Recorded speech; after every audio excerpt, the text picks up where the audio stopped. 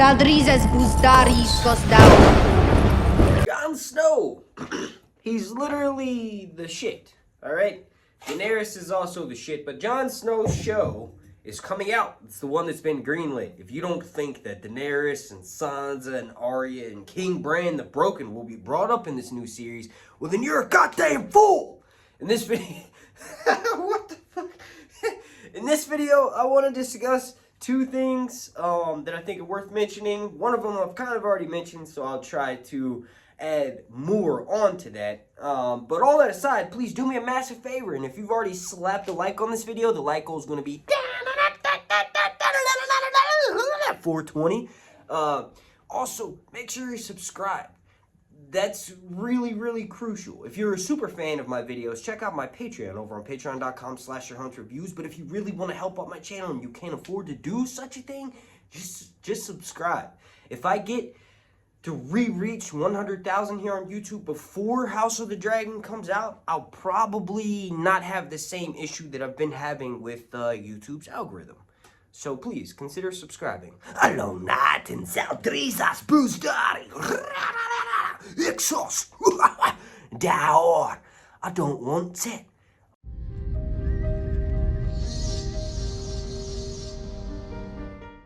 Okay, so first things first. Plots. How would they do? What would be a good enough reason to do this?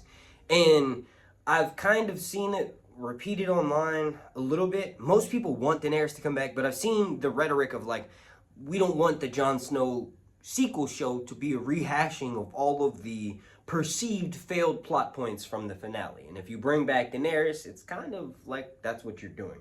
Here's the thing.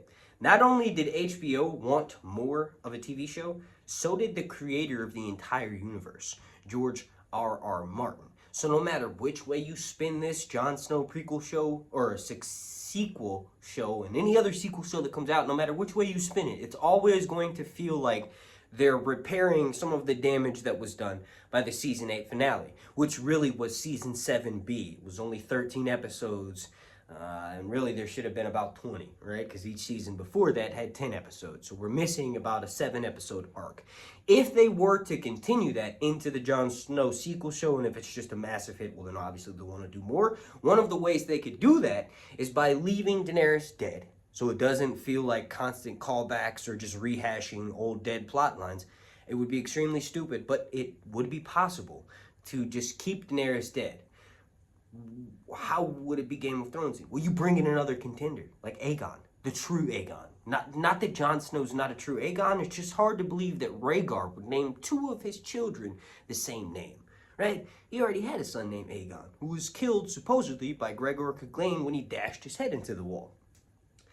In the books, that apparently didn't happen. Varys spirited the little boy away and switched him with a little boy whose parents were drunkards or whatever. And that's the actual little boy, Aegon, who was killed. And the Aegon that Tyrion runs into, or young Griff, in the company of older Griff, a.k.a. John Connington, a.k.a. Rhaegar's best friend.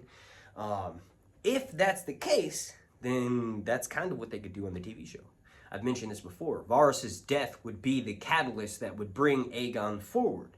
And one of the ways they could literally bring back this series is by forcing Jon Snow to come down south, because Faegon has just landed with Daenerys' dragon Balerion, right? Comanu, rather, Drogon.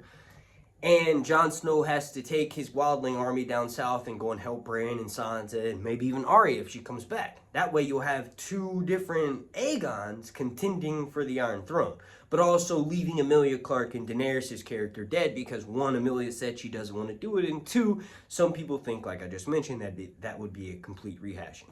And then lastly, because we're kind of getting way longer than I wanted this video to actually be, I'll try to run through this last thing, is that, remember last year, I think it was in wintertime, when the Winterfell set was burned?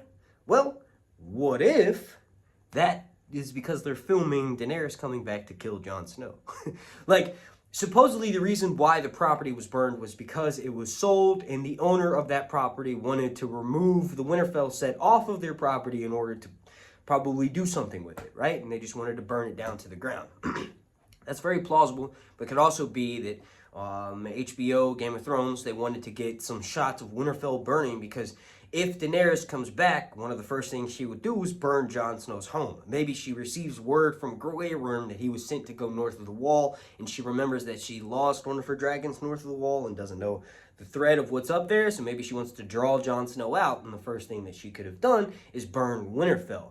Maybe, in my opinion, that would be enough to bring Jon Snow back down south, and Sansa dying the show version of Sansa dying would be pretty freaking epic and tragic and cause Jon Snow to make moves to come back down south to come and fight Daenerys. And then it's, like I said, just maybe like a 7-episode arc, and they have like a Battle of the Dragons kind of thing where Jon Snow finds another dragon with a clutch of eggs of Silverwing when she went there with Alicent. Who knows? Anything's possible. And if you guys liked any of my ideas down below in the comment section, or if you like my ideas, let me know down below in the comment section. Thank you so much for watching. My name's Mark, and this has been Sir Hunts. Special thank you to my Patreon members over on Patreon.